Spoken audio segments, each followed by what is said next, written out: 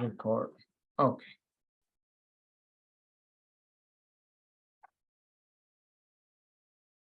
Okay, so let's start.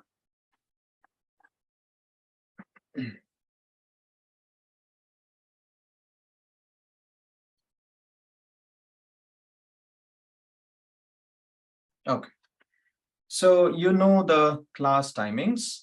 It will be Monday, Wednesdays, 8:30 a.m. to 9:50 a.m. online via Zoom. This is the link. And we will use the same Zoom link for office hours. Office hours will be on Monday, 10 a.m. to 1 p.m. Okay, so if required, we can also schedule in-person meetings. And sometimes I can have in-person office hours also, right? Depending on student requests and all that. Okay, so we do not have teaching assistants yet for the course.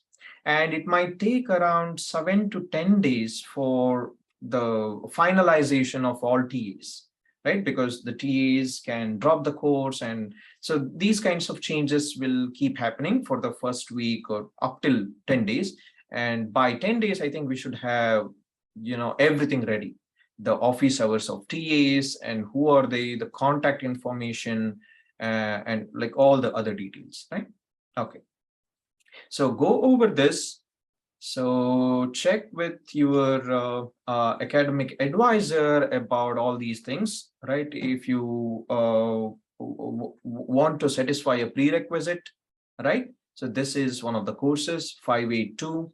Or if you just want to take it for lighter load, maybe you need to check with your advisor about all these things, right? Credits and everything.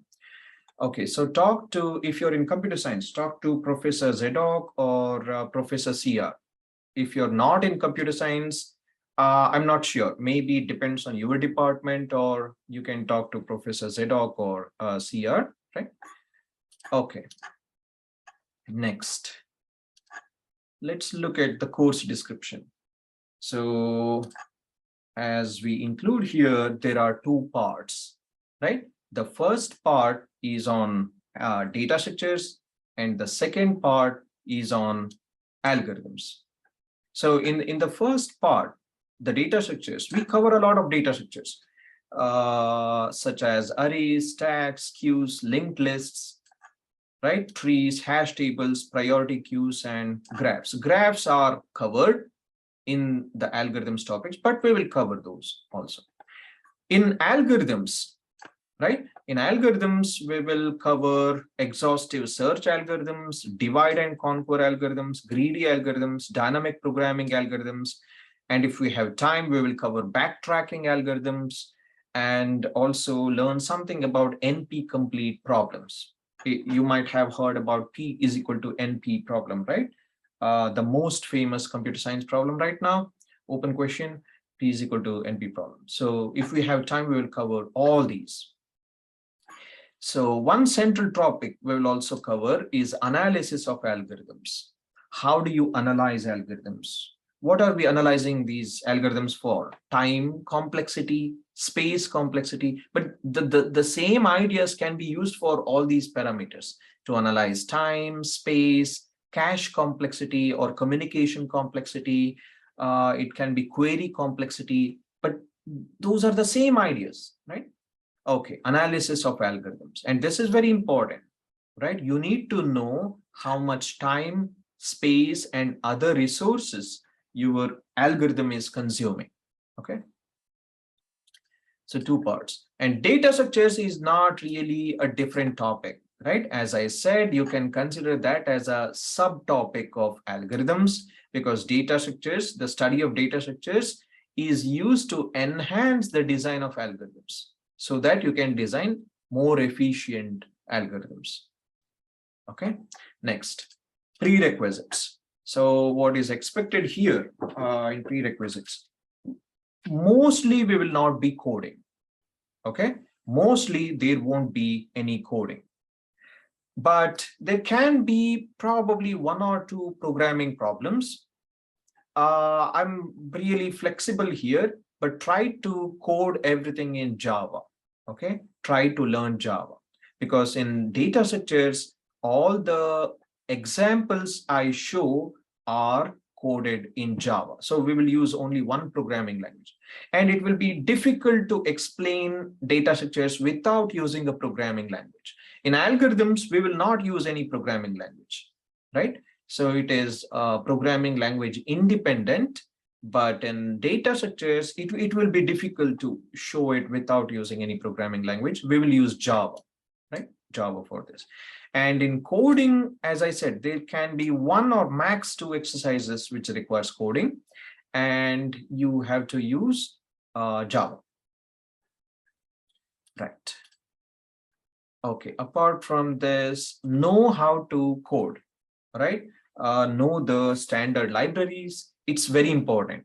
So many people, what they do is they try to write code from scratch for anything, right? Even say a simple summing an array. Maybe there is a library, right? Sum of all elements in an array. Maybe there is a library function that you can use, just call it and it will solve the problem. You don't need to again write a for loop and all those things, right? So you need to know a lot of libraries, standard libraries, the functions, and they can be called libraries or they can be called packages, whatever, right? So try to learn as many of these libraries or packages as possible and standard functions. And so try to debug, right? When you write programs, ideally, you should not have, ideally, when you compile it for the first time, there should be zero syntax errors directly, right? When you first compile it, there should be zero syntax errors. So that's one thing. And if there are any execution errors, right, you should know how to debug them quickly.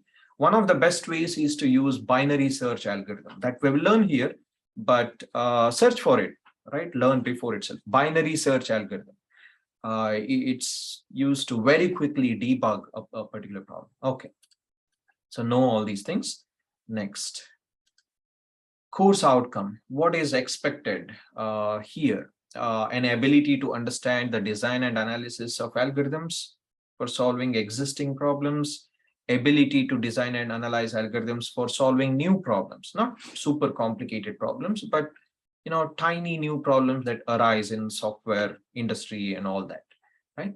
An ability to use efficient data structures to design efficient algorithms.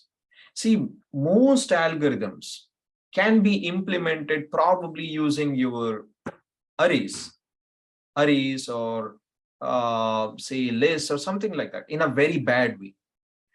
But with the knowledge of data structures, you need to decide what is the minimalist data structure that you can use to solve the problem. A simple example, suppose you want a data structure that can support insert operations in say login, okay, and delete max operation in login. So what do you use? You can say, I want to use a balanced search tree. Yes, that solves your problem, right? Balanced search tree, that's fine. However, you don't need a balanced search tree. You don't need a balanced search tree. You can solve the problem using a heap, right? See, your aim is not just in solving a problem. So typically, even in interviews, right? People solve a problem and they think it's done. No, you should try for better ways of solving the problem. So balanced search tree solves the problem, but that is not the best way to solve that problem. You can use a heap. Okay, what is the difference between heap and balanced binary search tree? Whatever a heap can do, a balanced search tree can also do in the same complexity. Everything that a heap can do, right? A balanced search tree can also do in the same complexity. So, okay, it is a superset and it's a lot more generic. It does solve a lot more problems and it does not take more time. So why should we use a heap, right? So you need to know that heap is a lightweight data structure compared to balanced tree, right? The amount of coding required, the amount of probably branching required. So the amount of restructuring or balancing or fixing the data structure after every call or something like that, right, is kind of minimum, though the complexity might be the same. So there can be difference in the constant factors. So here it's not just about solving a problem, right? So trying to solve the problem in the best possible way. That's where you want to use efficient data structures. So I have seen students using list for everything, right? So whenever a set was required, right, even using list, okay, list will solve the problem. However, if you had used a set, right, the complexity would be log n, but just because you use a list, the complexity now is theta n. That is exponentially slower, right? So see, just using one word set instead of a list can have a dramatic difference between the complexity, and you won't even know it, right? You won't even know it. So that's why even like whenever you use a word in your program, you should know why you are using it, right? Just see, you might think that solving the problem is important. Uh, Use list for everything, but solving is unimportant, right? So you need to use all these ideas to write the best way of program so that nobody else can improve over whatever you have written. Okay, so efficient data structures, and appreciate the beauty of our world full of algorithms. As you might know, from 2010 to 2020, the big shift, there was a big shift in machine learning algorithms, right? Data science, data mining, business analytics. I mean, all these are fancy names for machine learning, right? Deep learning. Again, all these are fancy names for machine learning. So 2010 to 2020, there was a big shift, very big shift in machine learning, advancement of machine learning algorithms. So that is evident from the Turing Award also, right? The creators of deep learning algorithms. So that's the power. See, even those are algorithms. And next big revolution can happen in quantum algorithms. And in quantum algorithms, currently they are not able to solve a wide variety of problems, but we don't know the future, right? So it can lead to a treasure island, right? The way computers work will be totally different if quantum computer algorithms, becomes significant. So we don't know yet, right? They're still researching on it. So that's why you will appreciate the beauty. You will see these algorithms everywhere, right? Okay. So next, textbooks. There are a lot of textbooks for algorithms. There are a lot of textbooks for data structures. I found, these are kind of some of the best. For algorithms, we will use Anani Levitin's Introduction to the Design and Analysis of Algorithms. It has all the most basic undergraduate ideas and concepts related to algorithms. And it is also recommended by Google, right? Whenever you want to interview for Google, they will give you recommend this book so that you can study all the foundations, fundamentals. It's a fantastic book. This is probably the only book I know of in algorithms that teaches algorithms purely from techniques, right? So technique centric, I call it technique centric. So first they divide all the chapters based on techniques, and they teach the problems and solutions and algorithms and all based on these techniques. But if you check any other book, some of them are topic centric. So topics means, okay, sorting is one topic, graphs is one topic. They give all algorithms on graphs in one topic, or all algorithms on sorting in another. topic, right? That those are topic centric.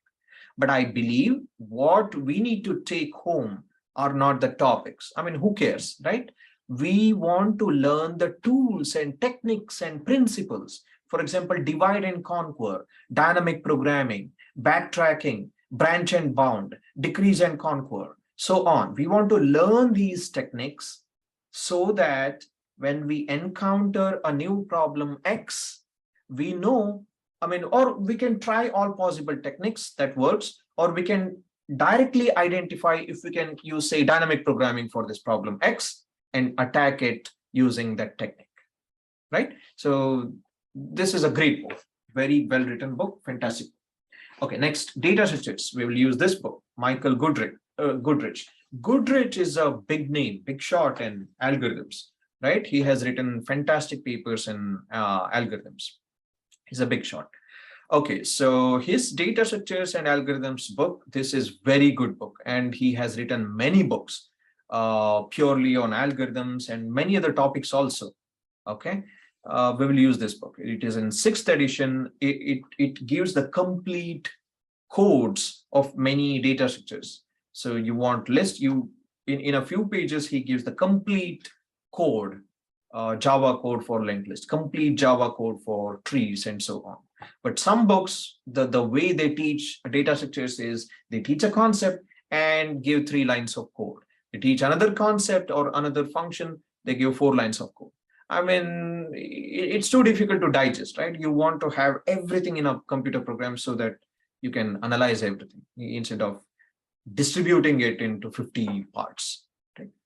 Okay, so we will use that book here. So we are working on another book on puzzles, right? Mathematical and algorithmic puzzles. This has a lot of puzzles related to mathematics, and some are related to algorithms. And here one can learn a lot of puzzles, different ideas, how they can be used, applied, right? See, all these algorithms textbooks, the way they are written, you just learn the techniques, the algorithms, the most important algorithms, and so on. For example, hashing, you will learn how hashing works, right? How hashing works. But you will not learn how to use hashing to solve interview-like problems. For that, again, you need to go through all those problems in lead code and so on, so that you can learn the applicability of these data structures and algorithms. You will not learn the applicability of these ideas, right, in these courses, because these courses are majorly to equip you with these techniques and principles. So we had a course called 595. So where the focus was on applicability, right? So something like that. Okay, so this book is on puzzles. If you're interested in puzzles, take a look at this. Next, grading. So grading, there is one part on homework, 40%. Probably we will have around 4 homework there. Okay, and 1 midterm, 25%, and 1 finals, 35%. And everything will be online. This is an online course, so everything will be online. Homework that will appear on your Blackboard, and midterm and final exam, again, those were the question papers will appear on the Blackboard. So I will share the details of the exams, exam rules and all later, right?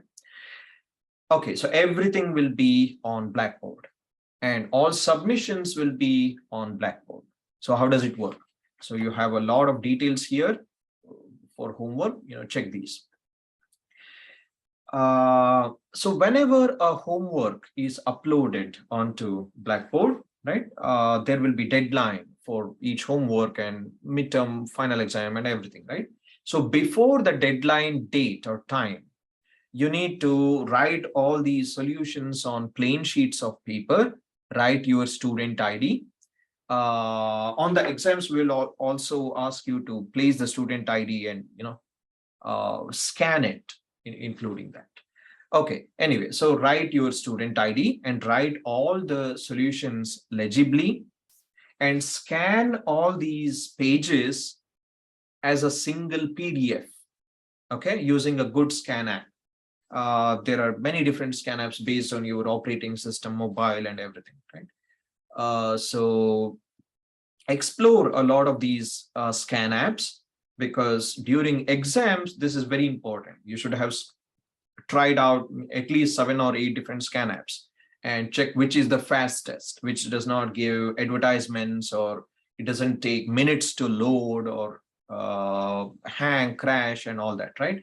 So verify and choose a good scan app for everything, for homework and your exams. And when you scan all these pages, you can, in a single session, right? You can keep appending pages into a single PDF, and that PDF must be submitted on Blackboard before the deadline. And you can submit unlimited number of versions of these PDFs. So whenever a deadline is given, do not wait until the last day or last 2 days to submit. And you shouldn't give reasons, right? See, I mean, you can have thousands of reasons like this. So you shouldn't give reasons for late submissions. So you will have several days.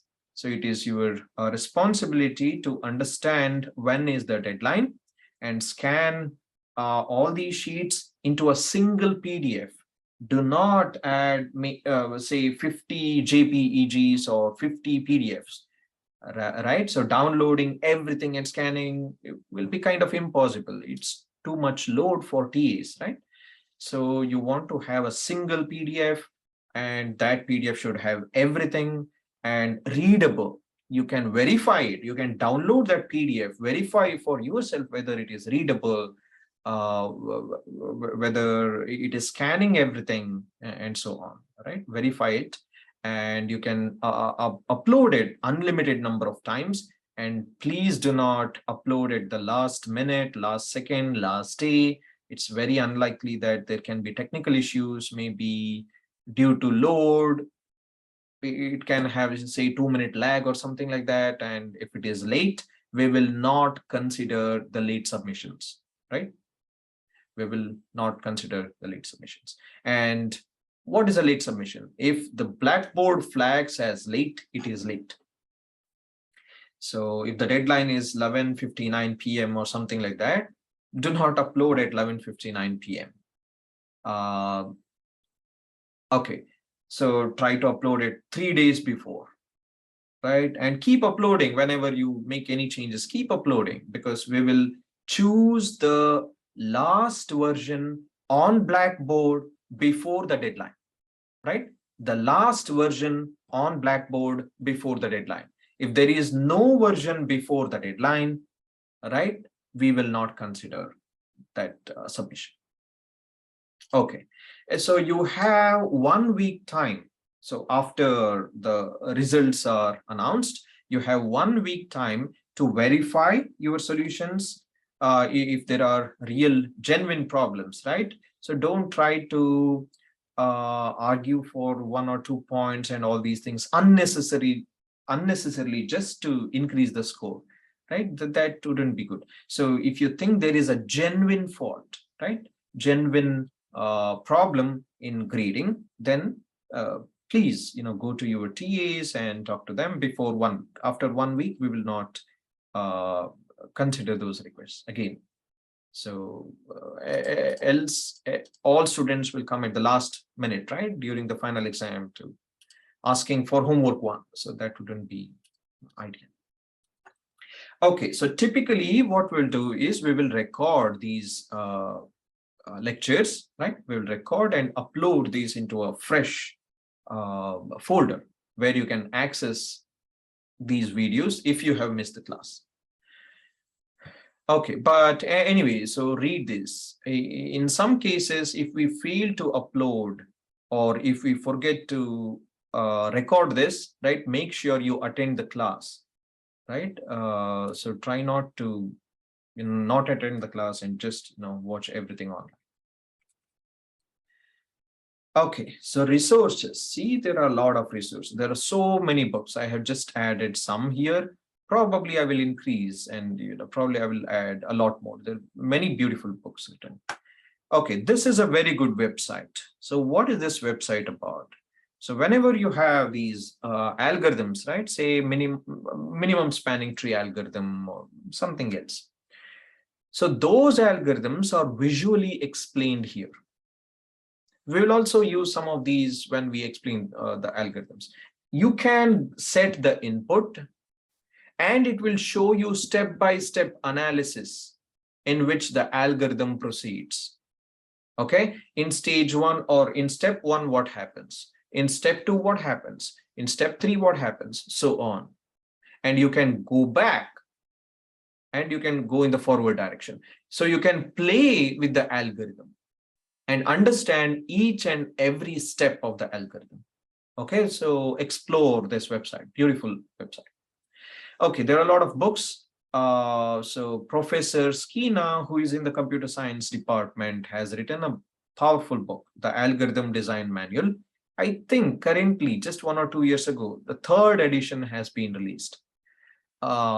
This is a very good book. It is written in kind of an informal way, and it's very easy read, very beautiful read. It gives a lot of practical ideas in software engineering, right? Practical issues, how you need to think about problem specification or problem transformation and so on. It's beautiful.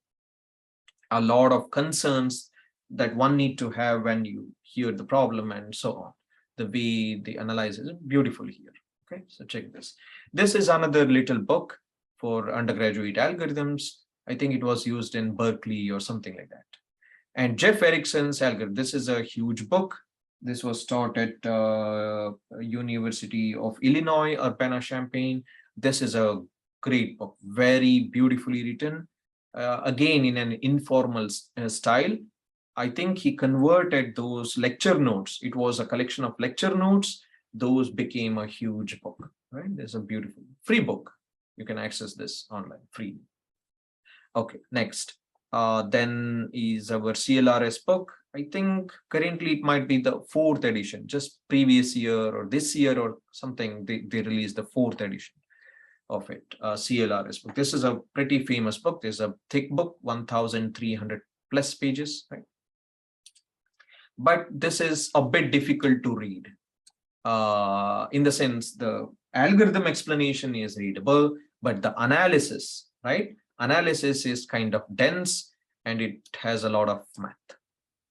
Okay, so if this is your first time understanding all these algorithms, you want to check our textbook. That's the top priority, number one priority. Next is, this is good book, Skina's book and Papadimitriou's book, Erickson's book. So these 3 books are good enough, right? You don't need to go to CLRs, right? If you want more advanced information, go for CLRs. Again, if you just learn these algorithms or take courses, they are practically useless, okay? Absolutely useless, including this course. Because if you don't practice it, it will be like swimming, right? Taking swimming lessons, learning swimming by reading a book or taking a course. It is absolutely useless. For learning swimming, you need to jump into the water, right? The same thing here. To learn programming, you need to write good programs. Without writing good programs, even hundreds of these courses are absolutely useless. It's, again, as I said, it's like, taking courses on swimming or maybe karate, right? Martial arts, it's useless. So you need to get into the ring, right? Jump into the water. So that's this. So try to practice programming. Again, I'm not saying coding, practice programming. So try to solve the problem in the best possible way. Once you get a solution, don't be happy that you got the solution. Solutions are useless. So try to understand the problem deeply and try to get better algorithms. So in the puzzle book I gave earlier, see, recently we have been working on this puzzle. What is the puzzle? This puzzle book, right? So go over a puzzle called the Circle of Death. Circle of Death. It's a simple computational problem, a very simple computational problem. If you look at the solutions, currently we are, I think, working on the 18th algorithm for this, right? 17th or 18th algorithm. So what does it say? The first way to solve the problem is typically the slowest way, right? So that should be your take home. So even Pythagorean theorem, right? There is a book by Elisha Scott Loomis. I think they give 347 different proofs to prove Pythagorean theorem. 347. Now think about the variegated solutions to attack a problem, right? So here we are still working on 17th or 18th algorithm for this, right? Similarly, a problem can have multiple ways to solve, right? So if you get a solution, don't be happy that it's the best solution. I mean, you just got a solution. Just a working solution is worthless, right? You want to solve the problem in the best possible way. That's where the headache starts, right? So try to practice all these algorithms, right? When you get a solution, do not stop. Learn more about it. Check, always verify whether yours is what level solution. Is it practically slower solution, or is it good at even medium level, right? There are always better solutions. So keep learning, right? Until you're open to learning, you will write the first program and think that that's the best program in the world, right? So okay, so anyway, practice a lot of problems from these websites and participate in this coding contest and all these things, right? And there are a ton of practice problems also, and try for some time, maybe 30, 35, 40 minutes. But again, do not waste a lot of time in solving a problem, because spend some 30 minutes, right? And then check the solutions. Check the solutions, right? You will also get the solutions, and there can be multiple solutions. Check the same problem in another website. Probably they will give you second way of solving it. So never be happy if you stop at any point. I mean, if you stop too early, right? It's very likely you got away with the slowest solution, right? So keep searching for better and better solutions. And so learn 4 or 5 or 6 different ways to solve the problem and move on to the next problem. Again, spend some 20 minutes, max 30 minutes, try to solve the problem and verify with the solutions, learn more solutions. Typically, on an average, from my experience, right, each algorithmic problem might have 6 or 7 different ways to solve. 6 or 7 different. Okay, so you want to explore all these ways of attacking the same problem. Okay, learn as many as possible, right? You need to have a deadline, like say 100 problems. I will cover 100 problems in the next 6 months, or 150 problems or something like that. And you need to know in and out of those 100 or 150 problems. And for at least 15, 20 problems, you should have coded it completely from scratch, thinking and everything, right? On your own, not seeing, anything else.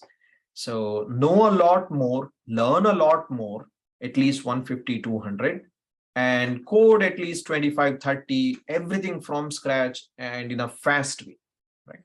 All these things are important, very important. Okay, video courses. There are great videos. I mean, William Physics is a fantastic, easy to watch video. If you're never taken data structures course, right? Scan all these things, the entire data structures in 5-6 hours, scan this completely. And similarly, even this one, right? Graph algorithms. And maybe there are other videos like this. Okay, so these are a bit more advanced courses. So MIT courses, right? They cover some of the algorithms will be same, whatever we cover. Some are other algorithms. I think I have also given some links here. So you can check those later, right? See, text justification. We don't cover this. And yeah, most of these we'll cover, but some of these we might not cover. Subsets, I think we'll cover. At least this one we will not cover. And maybe there will be other topics also. Anyway, so check these, right? MIT courses, Princeton courses, Stanford course, and so on. And puzzles. So I strongly recommend you to learn puzzles. So if you want to learn problem solving, puzzles is a great way. I mean, it's a fun way. And there are very deep insights, mathematical insights and algorithmic insights that you get from puzzles that you won't get from dry problems, right? Some of the deepest ideas started from puzzles. So go over puzzles, right? Beautiful. And if you're interested in writing mathematics, some of you will write papers, some of you might write books, right? Some of you might write documentations. So most of these articles, maybe posters, books, documentations, if they have anything to do with math, the best way to format this is using LaTeX. LaTeX is a document formatting system. You know, Word and probably Keynote or something like that and all, right? So those are also document formatting systems, right? But LaTeX is a special system that uses mathematics to present mathematics, to display mathematics. How? At the core, right, the characters that are printed are not just pixels. The characters, suppose A, B, C, and all, right, they are made of mathematical formulas. I mean, look at the beauty of this. Consider a circle, right? So to define a circle, see, to define a circle, what do you need? A center and a radius. If you have these, you can define a circle of any size, right? Suppose this is our letter O, and you want to zoom in into this character O with high precision. The idea is simple: increase the radius, right? And then pixelate. That's the best idea, right? So because the formulas remain the same, you keep applying them again and again based on the magnification factor you want. Similarly, A, maybe this is made out of 3 or 4 formulas. Say this is a function, this might be another function, this might be another function. And when you zoom in, right, those functions are magnified. And when you print, okay, then pixelate and print. So this is a beautiful idea, right? Because of this, documents formatted using LaTeX are the most beautiful in the world. Now, currently, almost every paper written that uses mathematics, for example, theoretical computer science, we use LaTeX. Mathematics papers are written in LaTeX. Theoretical physics papers are written in LaTeX. So in general, any subject that uses mathematics, right, the most beautiful way to present them is using LaTeX. And LaTeX also uses mathematics. It's a feedback loop. All our presentations are created using LaTeX. So it's a very powerful document formatting system. So learn this and create all your documents, including your curriculum vitae, CV, right? In LaTeX. It's beautiful. So when you print it, you can really feel that, right? Or even if you see the PDF, online PDF, it's beautiful, LaTeX, right? Okay, next, mathematical writing. If you're interested in mathematical writing, go with this. Okay, so academic calendar. So this academic calendar has a lot of dates and when there will be holidays, when the classes are not in session, when is the last day to withdraw, or many other things like this, right? Just click on this and go over the dates, right? Okay, so this is where we will dump all our recorded videos. You can click on this Google Drive link, right? Google Drive link. So this one, Google Drive link. But to access this, you need to log in using your @stonybrook.edu email account. So whenever you click on this, it says you don't have access or you need to request for access. best thing is come down and see which email ID you're using. So typically it will be your Gmail or cs.stonybrook.edu or something else, which is not this. So you need to log into or change your email account that you have logged into as @stonybrook.edu, and then you should have access to this Google Drive. Okay, and I will update the videos with the latest videos, whatever we record here, right? So those will be added there. Okay, so you will have access to the recorded videos. Next, so these are the class schedule. So the number of sessions we will have and the topics we will cover, right? Classes and slides, study material, learning materials. Let's go over this one by one. Number of sessions is pretty clear.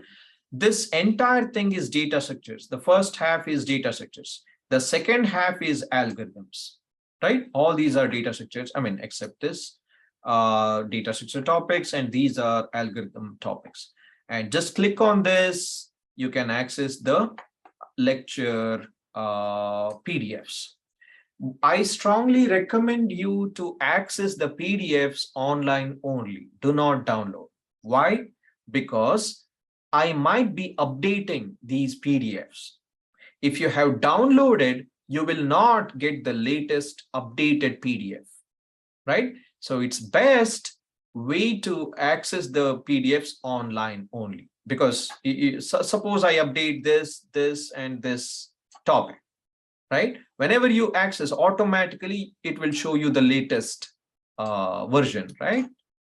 Okay, so that's the advantage. Next, study material. AL means our algorithms course or algorithms textbook, Anani Levitin. GTG means our Goodrich data structures book, and chapters, right? So you can study relevant chapters from there. Okay, learning materials. So click on this to know the overall areas in mathematics and overall areas in computer science. And I have also given a couple of links here for different topics. So these lead to videos from MIT or some other talks like this, so on. So this is extra information, okay? It's not that you have to go over this, but it's good to go over this.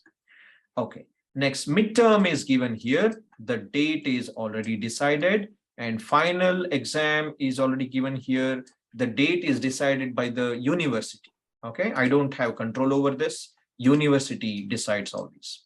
Okay, and for midterm and final, everything will be online. And for this online, we will go over this Zoom link only, right? And we will record the entire session, and everybody should have video on and all that, right? So time is class time here. The time here is 8 a.m. to 10:45 a.m. decided by the university. Okay, click on the schedule to know more about this. Anyway, so for midterm, all data structure topics will be covered here, right? For midterm, it's all data structures. Whatever we covered before midterm, October 5th is covered in midterm, right? And what about final? Whatever we cover after midterm, it's majorly algorithm topics, right? Will be covered in final, right? So it won't be cumulative. Okay, so what else? What else here? Next, let's go over this academic integrity. This is very important. See, whatever you submit in homework or exam solutions, right? It should be your own work. So you are allowed to learn the subject from any book or resource in the world. You can contact TAs or instructor to understand the subject matter, discuss, all this is fine. So discuss the generic ideas, topics, concepts with your friends and classmates. This is allowed. What is not allowed is searching for solutions for homework or exam questions on books or websites, etc. Right? This is not allowed, right? This is cheating, okay? And you cannot discuss the homework or exam questions with your friends, classmates, seniors. Even after you have worked on your homework questions a lot, if you're not able to solve it, you can always contact TAs or the instructor. That's totally fine. But you cannot discuss these with classmates, friends, seniors, right? Okay. Next, you cannot copy homework or exam questions from internet or books or any other resource. This is cheating, right? All these are kind of cheating. These points are allowed. Got it? So please do not copy or cheat, or don't do any of these even here, and that is dishonesty. And if we find such cases, we will report it to academic judiciary, and they will decide the further steps. See, in the worst case, we have had students who got F grade also, right? Okay, please don't do all these things. SASE. So if you think you need, you have a physical or psychological, medical or learning disability, and you need some accommodations, please contact SASE, Student Accessibility Support Center. They will help you in every way possible, and we will give required accommodations. It might be homework or exams if you need a separate space for exams and all that, right? SASE will will provide all those accommodations. Okay, please contact SAC, right, if there is any of these kinds of disabilities. Okay, so this one you can read. So that's about the syllabus, right? All syllabus are given here. Go over these again and again and again. Very important. And they make up majorly the rules of the course. And I will share the rules of the exam later, right? Midterm and final. Apart from that, see all the details for the homework and everything is given here. And I think you have access to this course web page link, right? I already shared this on Blackboard. So now, team, any questions related to syllabus itself or the style in which the course will be run? Yeah, we had a couple of questions in the chat. Oh, okay. Let me take a look at that. Thank you. Is there a set homework schedule we can okay, we have not decided when the homework 1 will be released, 2 will be released. We don't have the schedule yet.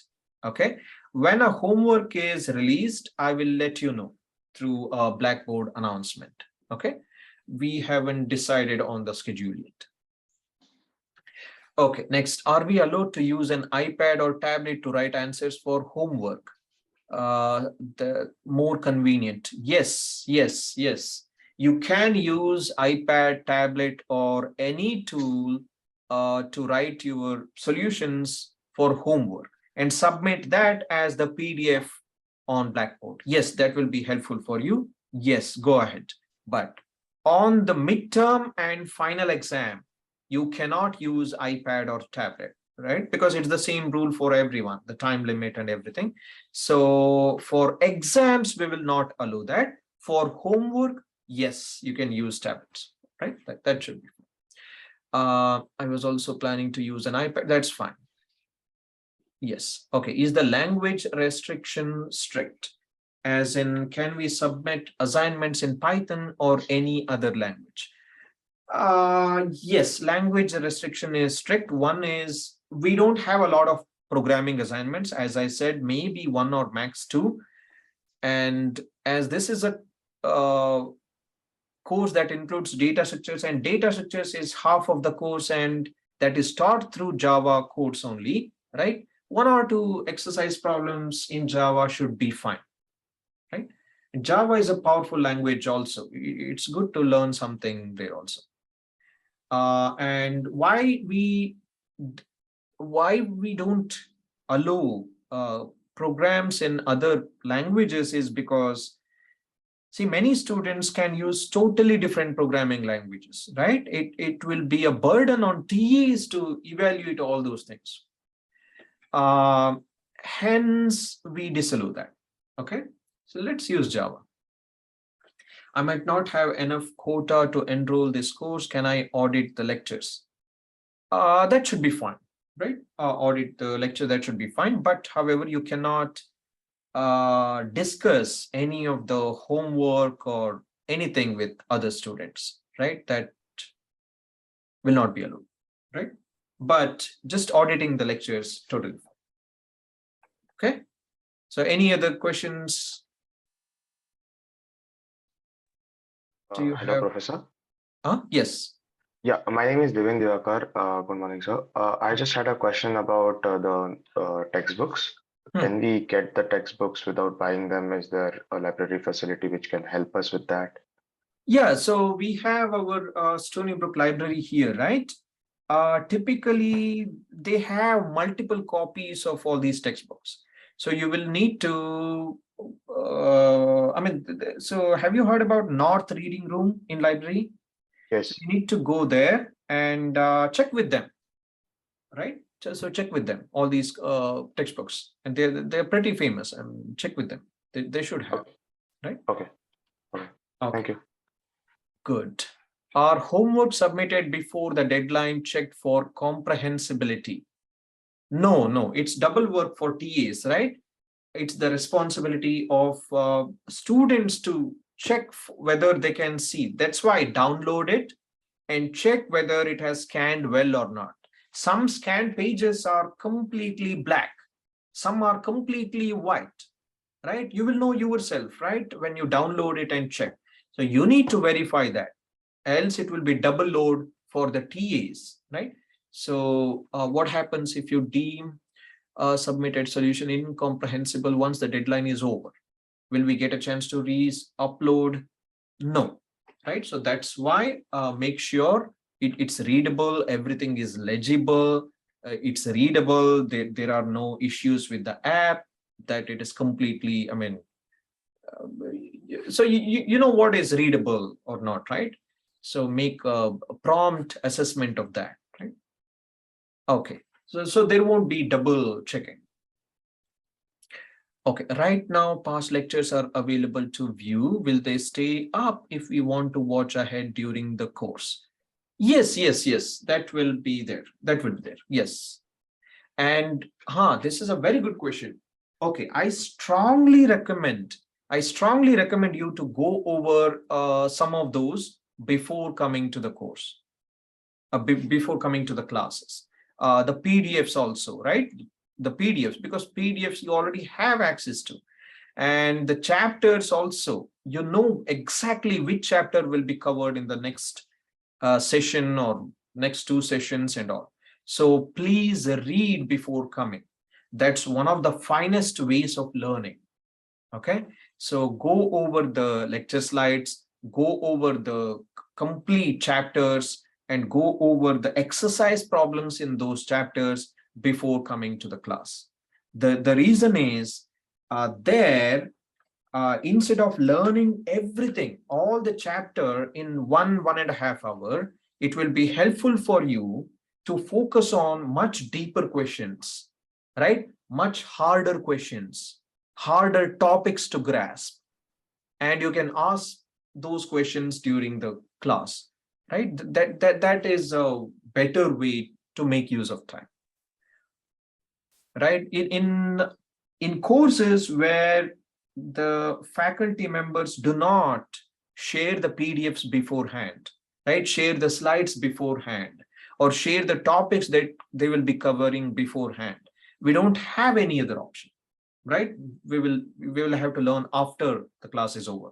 But here, you know everything, right? What will be taught next, 3 weeks after this. You know everything. So you can plan ahead, read these slides, and read other information also, from other websites and all, right? Read the chapters, read the exercise problems from those chapters.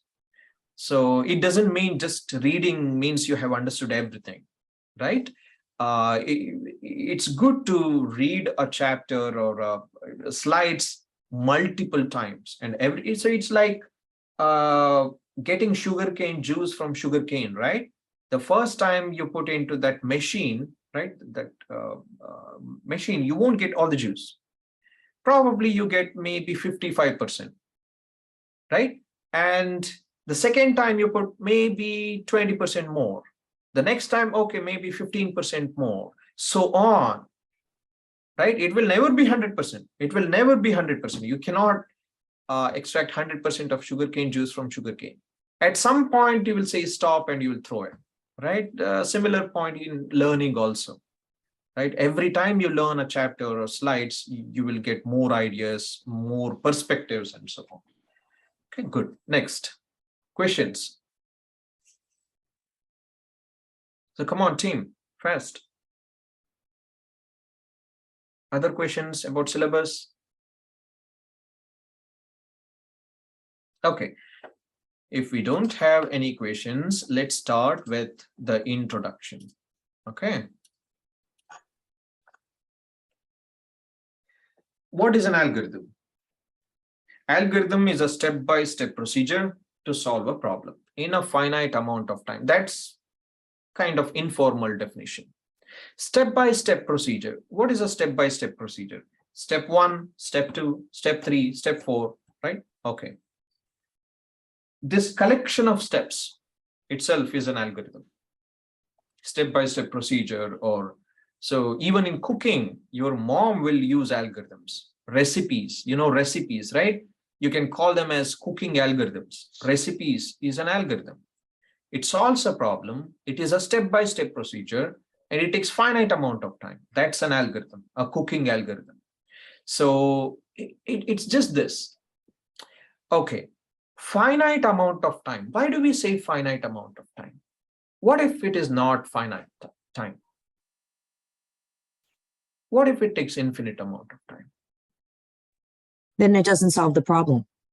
It doesn't solve the problem. Exactly. See, you can say, I will meet you after infinite amount of time, or, parallel lines, right? Consider two parallel lines. You can say that two parallel lines meet after infinite amount of time. Or you can say that two parallel lines do not meet in a finite amount of time. Okay, so which is more kind of logical, right? You can say that two parallel lines do not meet in a finite amount of time. That seems more logical, right? So not solving in a finite amount of time is saying, is same as not solving the problem. Not solving the problem. So any program that takes infinite amount of time is not an algorithm, right? That's the strict definition. So what's the difference between a program and an algorithm? A program is a Turing machine. It can take infinite amount of time.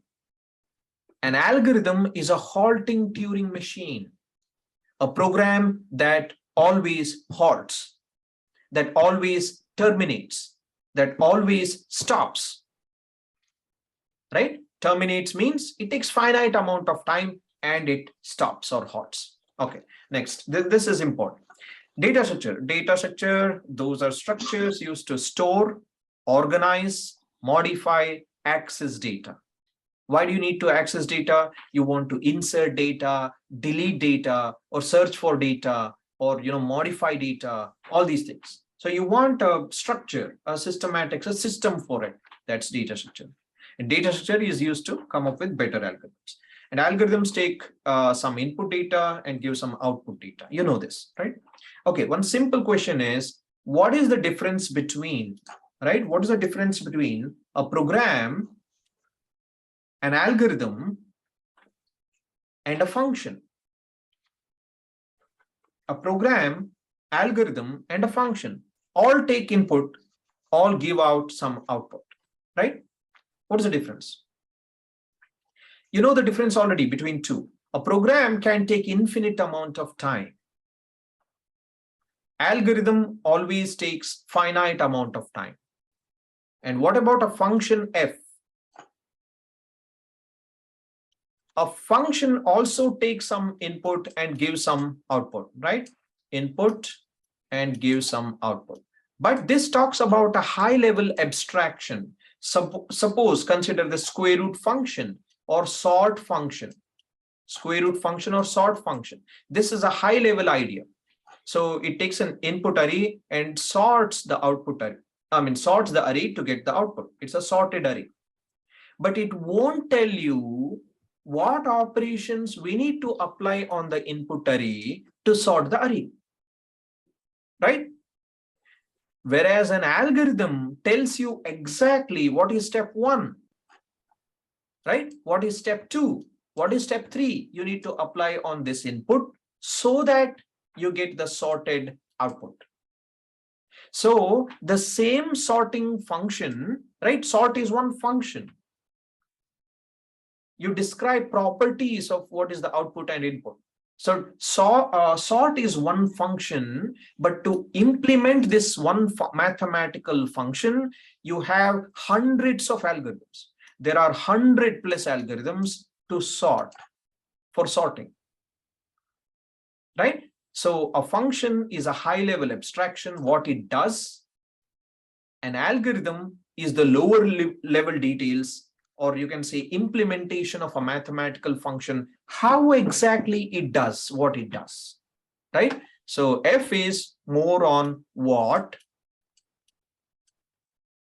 and algorithm is more on how it does what it does. Okay. Next.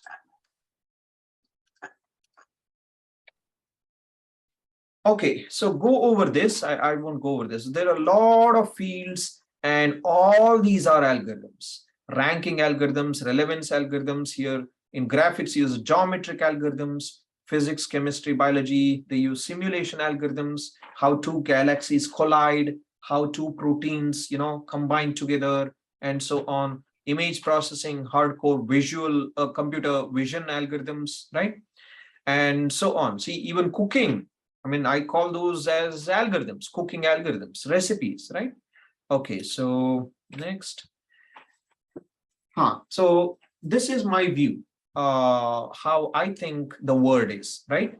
See, entire humanities can be reduced to psychology. Entire psychology can be reduced to biology. Entire biology can be understood using chemistry. Chemistry can be understood using physics. Physics is explained using mathematics, right? Is expressed or explained using mathematics. And mathematics is implemented using computation, right? And this is where we are, right? So there are models in Turing machine. You can also, show that it is a change of configuration. A change of configuration is same as, entire life can be defined as a change of configuration. Right? The working of the universe can be defined as a change of configuration. It's computation, right? How universe works is a computation. What is life is a computation, right? Change of state. When I move my hand, it's a change of state. When I talk, it's a change of state. When I think, it's a change of state, right? Some neurons, it's firing. It's a change of states, right? Turing machines was defined as change of states. So you can define everything as computation. Life, universe, experience, thinking, everything is computation, right? So yeah, this is what I believe. Next, designing software. So when you design software, there are a lot of steps in that software lifecycle, right? And we will focus on the design of it, right? Design of it. That this is the brain of that lifecycle. This is where the hardcore thinking is, right? Designing algorithms, designing data structures, and analyzing algorithms and core logic building. Everything happens here in designing. Okay. Next. Good computer program is good algorithms. First, you need to think about a good algorithm. You need to implement those using good data structures, right? Use the proper right data structures and use a good programming language, because a programming language will have some libraries which will have some of the best implementations of some algorithms. You can use all these libraries and high-level abstractions, right? Multiplication and probably multiplying a vector, right? It can be just an API here, and a good programming language is important, and for fast compilation or execution and all, and good coding style. The same program, I mean, the same core logic can be coded in multiple ways. You can just use a recursive algorithm or a non-recursive algorithm. You can use a library or write it from scratch, right? And so on. See, I++ and I minus minus, or I is equal to I plus 1. All these three are kind of, I mean, seems different, right? I is equal to I plus 1, or I plus plus, or minus minus, plus plus I. All these three statements are equivalent. But on some systems, they can take different amount of time. See, good coding. So you need to know all these things. I mean, not just this, there are thousands of other things, right? So that's for fast coding. How do you measure the goodness of an algorithm? How do you say it's a good algorithm? How do you say it's a good computer program, right? So there are so many factors you can consider. Okay, so this is a small list. I mean, you can have much bigger list. Correctness, running time, we'll come to this later. Space efficiency, how much space it is occupying. Clarity, how clear is the code. Functionality and modularity. So how modular?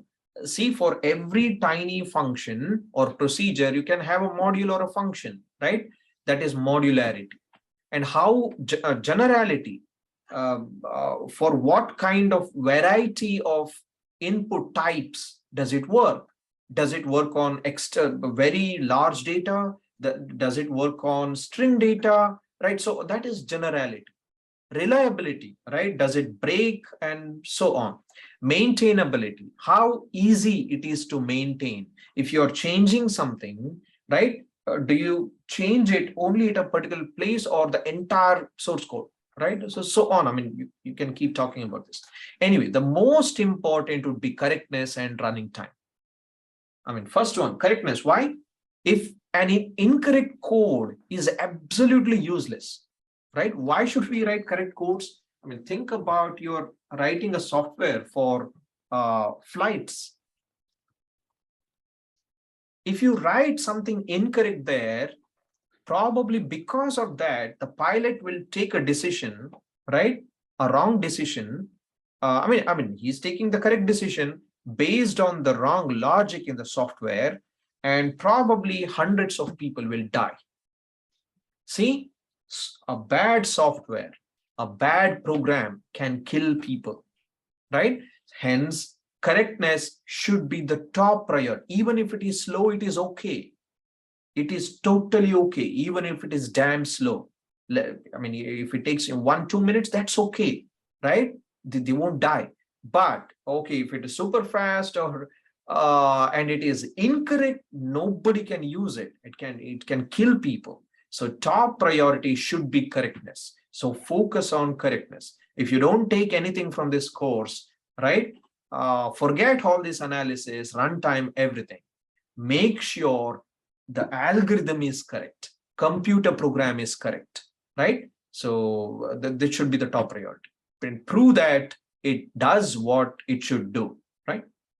Next, if you are 100% sure, if you have a proof of correctness that your program is correct, then focus on runtime, right? Reducing the time.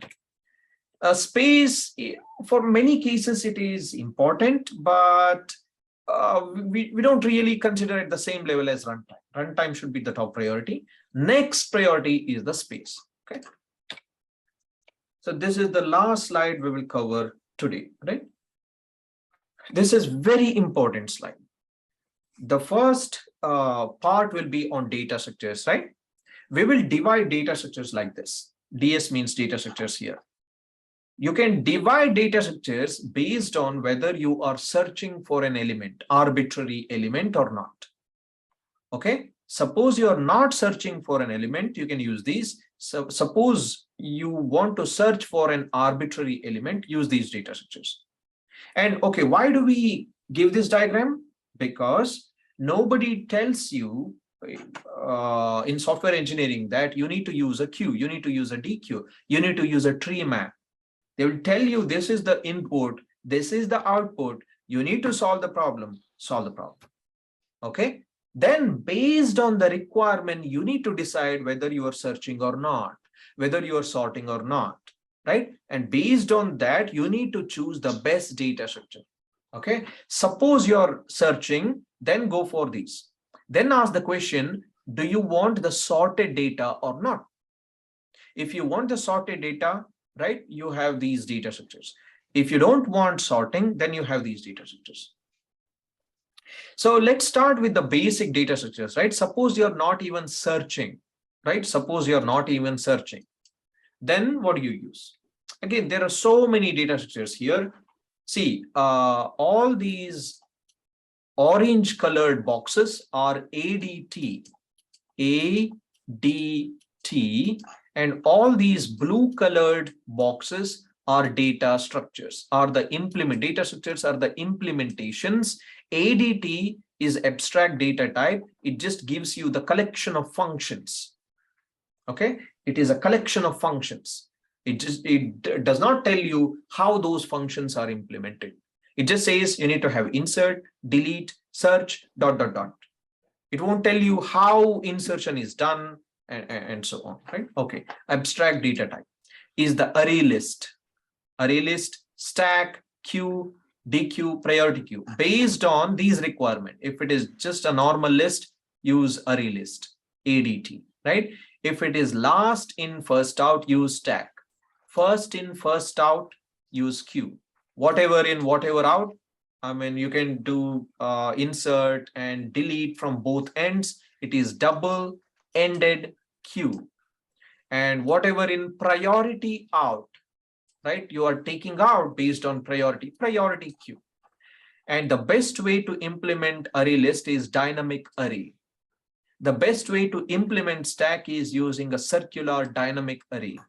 The best way to implement queue, circular dynamic array, DQ. Priority queue, array based here. See, that means you can implement these ADTs in multiple ways. This is not the only way. We have chosen the best ways. Okay. Let me mute. Okay. Right? Okay. So that's about no searching data structures. What about searching? Suppose you're searching for an arbitrary element. Split it into two categories, right? Sorting or no sorting. Let's take no sorting. No sorting. Sorting is unimportant. You don't care about sorting, but you want to search for an element. Then use hash tables, right? In the hash tables, the ADT is hash set or hash map. Hash set is when you have just keys. Map is when you have key and value pair. What is the best way to implement hash tables in general? Hash table plus chaining. We will learn all these, right? What is circular, what is dynamic, what is all these implementations.